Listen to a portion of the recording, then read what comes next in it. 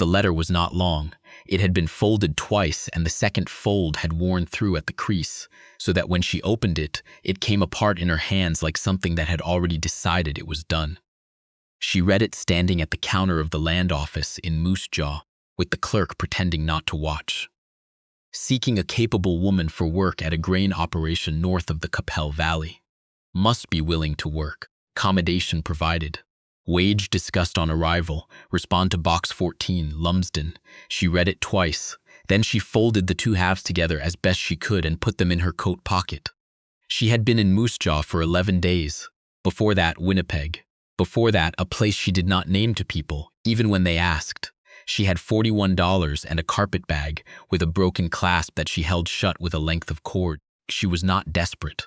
She had been desperate before, and she knew the difference. This was simply the next thing. She wrote back that afternoon. The wagon that met her at the Lumsden station was driven by a boy of perhaps 14, with red ears and a serious expression. He did not introduce himself. He took her bag without being asked and set it in the back without comment, which she appreciated. They did not speak for the first hour of the drive north. The land opened out as they left the valley. She watched it. She had grown up on the prairies, not here, farther east, near the Shield, and she knew how to read this kind of country. The grass was coming in thin along the draws. The soil at the road's edge was pale and cracked in a way that had nothing to do with the season.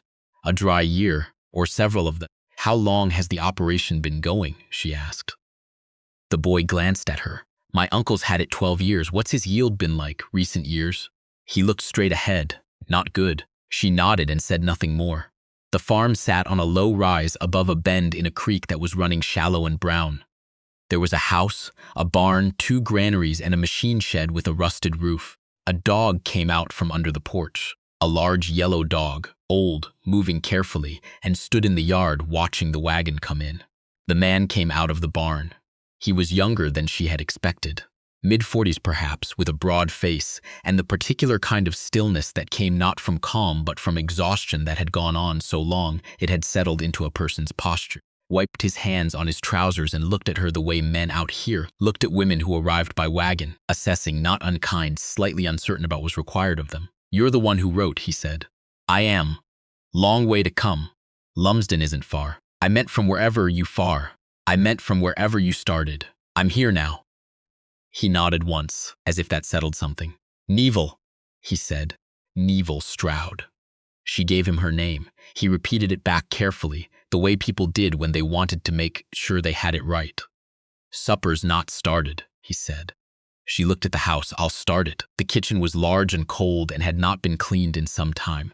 Not filthy. The man was not a filthy man. But there was the particular kind of disorder that came from someone managing too many things alone. A pot with something dried in the bottom. Boots by the door that had tracked in mud across the floor, and no one had swept it. A calendar on the wall from 2 years ago still turned to March. She found flour, salt pork, dried peas, a heel of hard cheese. She made a soup and a pan of biscuits and set them on the table at 6 o'clock. The boy, whose name she had learned from the dog's reaction to him, was likely something short. He clicked his tongue and the dog responded to one syllable. Possibly Finn or Quinn, came in from the barn and washed at the pump outside before sitting down. The man came in last. He sat and looked at the food and then at her. You didn't have to do all this, he said. I know, she said. You want to eat tonight? He almost smiled. Yes, they ate.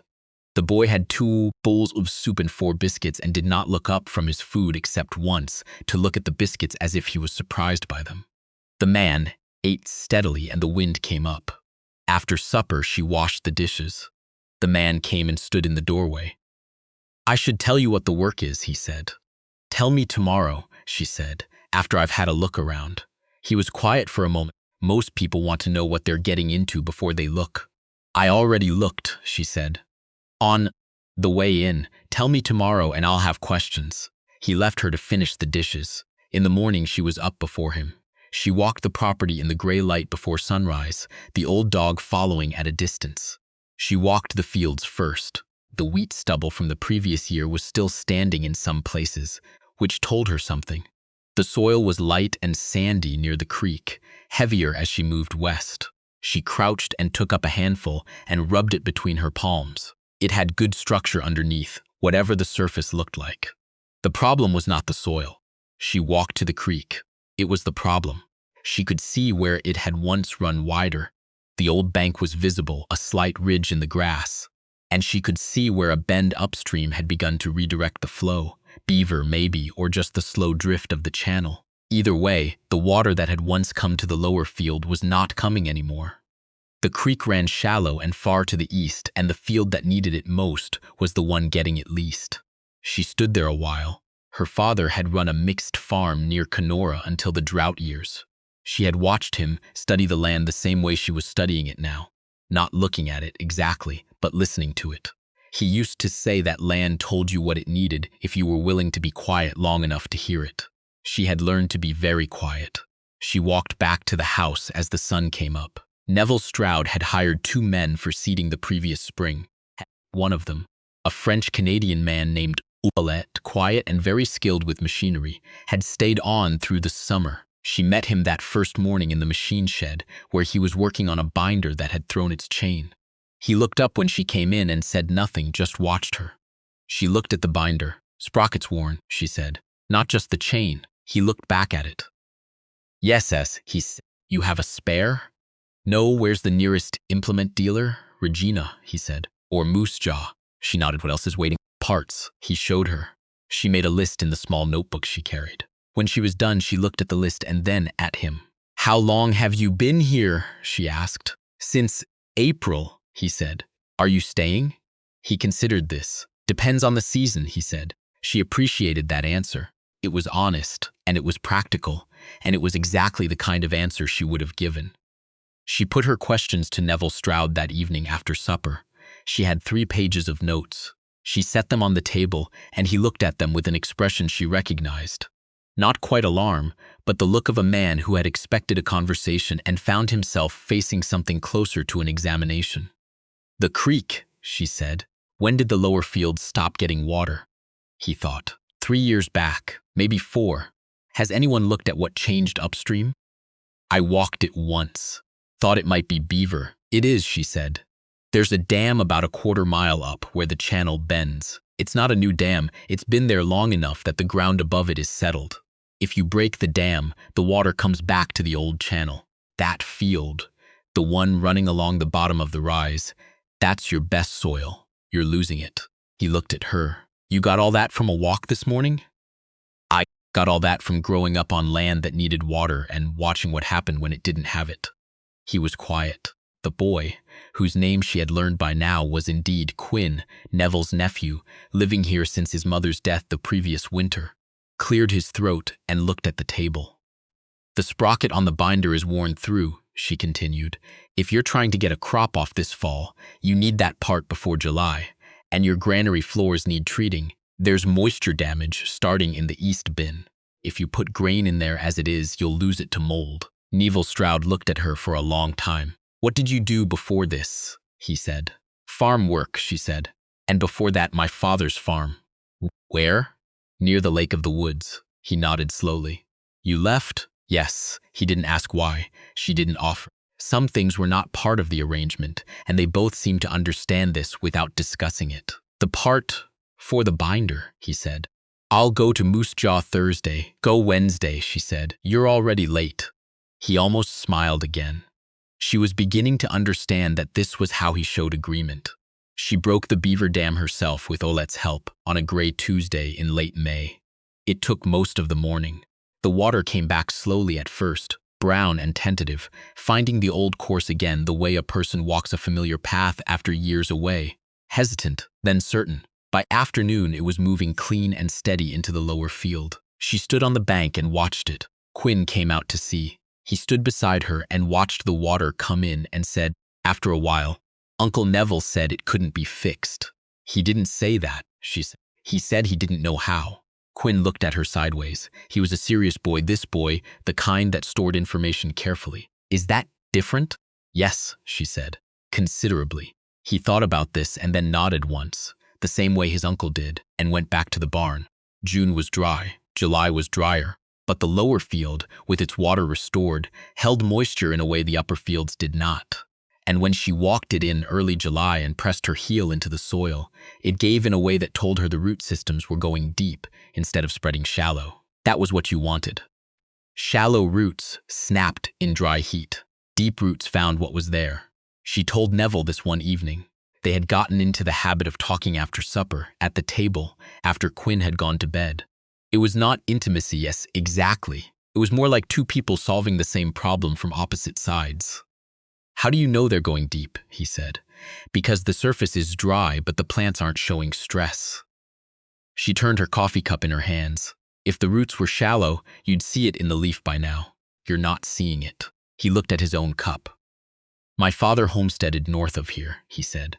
He grew wheat for 30 years, never once talked about roots. Did his yields go up, or down over those 30 years? A pause. Down. Yes, she said. He was quiet for a moment.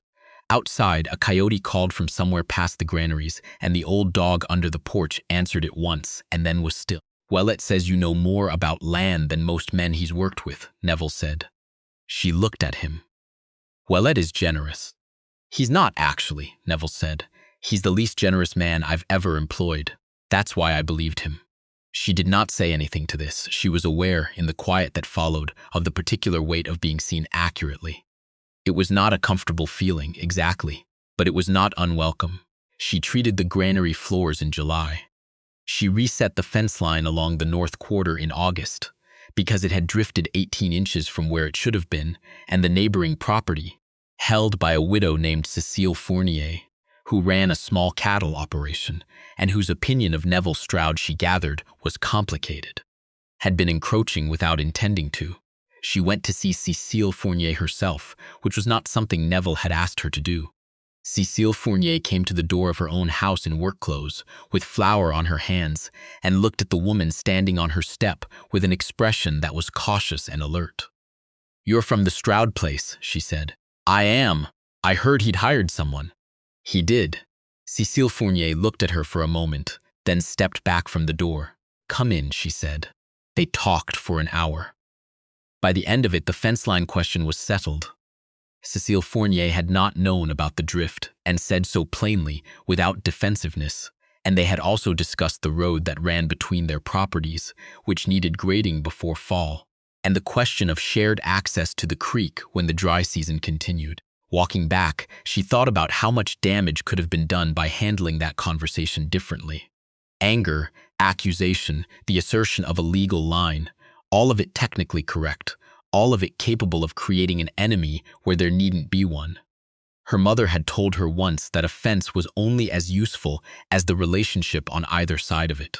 She had thought it was a strange thing to say at the time. She understood it now. The harvest that year was not large. The land was not in a state for a large harvest. Too many years of depleted soil and misdirected water and machinery that had been getting by rather than working properly. But the lower field came in at a yield that made Neville Stroud go quiet when he added up the numbers. "This is better than I've had from that field in 6 years," he said. "It'll be better again next year," she said. "If the water holds and you rest the north quarter." "I can't rest a quarter." "You can if you put it into clover and cut it for feed. You'll lose the grain income, but you'll rebuild the soil. And in 3 years that quarter will outperform anything you've got." He looked at the numbers on the paper. Then he looked up.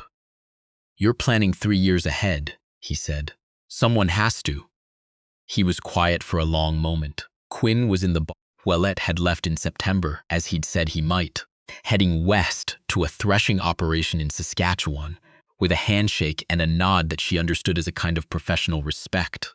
"I put an advertisement in the paper," Neville said, "because I needed someone to cook and manage the house." He paused. "I want you to understand that I understand the difference between what I asked for and what you've done." She looked at him. "What did I do?" "You saved this operation," he said plainly. "That's not dramatic. That's just what happened." She looked back at the numbers on the paper. "The land was salvageable," she said. "It just needed someone to look at it properly." "Yes," he said, "it did." By the second spring, the arrangement had shifted in ways that were practical rather than formal. She managed the seed purchasing. She corresponded with the implement dealer in Moose Jaw, a transaction-only relationship that worked precisely because she did not waste his time, and he did not waste hers. She hired a hand for seeding, a young man named Bade 19 from a large farm family near Weyburn, who worked hard and asked good questions and reminded her, sometimes of herself at that age, which was not entirely a comfortable thing to recognize. Quinn turned 15 and began doing more of the work of a grown man without making anything of it. She noticed. She told Neville that the boy had a natural sense for soil and should be taught to read a land survey and to keep proper field records. Neville looked at her. He never showed an interest before, he said. He didn't have anyone to show him it was interesting, she said. She taught Quinn herself on the evenings when the work allowed. He learned quickly, as she had expected. Serious boys usually did. She had been there almost 2 years when a journalist from the Regina Leader came through the valley doing a piece on the changing agricultural picture of the territories. He stopped at several farms. He stopped at theirs. He was a young man, city-suited, with a notebook, and the particular energy of someone who believed that the story he was looking for was the one he had already decided on. He spoke to Neville for 20 minutes on the porch. She listened from inside the kitchen, where she was working on the accounts. "How have you turned this operation around?" the journalist asked. "Good advice," Neville said. "And better attention to Lander." There was a pause. "From someone who knows what she's doing," Neville said. "From someone who knows what she's doing," Neville said. The journalist wrote something down. "And where did you find her?" "She answered an advertisement," Neville said. "And what was she hired for originally?" Another pause. Shorter. This time.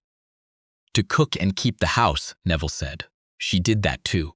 She went back to the account. When the article appeared 3 weeks later, it described the Stroud operation in 2 sentences and spent most of its space on a larger farm to the north that had new American equipment. There was one line about the Stroud place, a modest recovery, attributed by the owner to careful management and a fortunate season. Neville brought the paper in from the post and set it on the table and looked at it. "Fortunate season," he said. She read the line. She took the pencil from behind her ear, and in the margin next to fortunate season she wrote, "Restored waterway, rebuilt soil, N, quarter fallow 1 year, fence reset, equipment sourced, Fournier agreement." She tore the margin strip carefully from the page. She put it inside the cover of the farm ledger, between the pages where she tracked the field records, year by year. Neville watched her do this and said nothing. Quinn, who had seen it from the doorway, came in and read what she had written in the margin. He read it twice. Then he looked up at her with the careful expression he always had, the one that was storing information for later. "They got it wrong," he said. "Papers do," she said. "Doesn't that bother you?" She thought about her father, crouching in a field, pressing his hand into the soil, listening for what it needed. She thought about the creek finding its old course again. She thought about the lower field in July, the roots going deep and quiet under the dry surface, finding what was there. "The land knows," she said. "That's enough." Quinn thought about this for a long moment. Then he nodded once. The same nod his uncle gave, the one that meant he had understood and decided to believe it, and went back to work.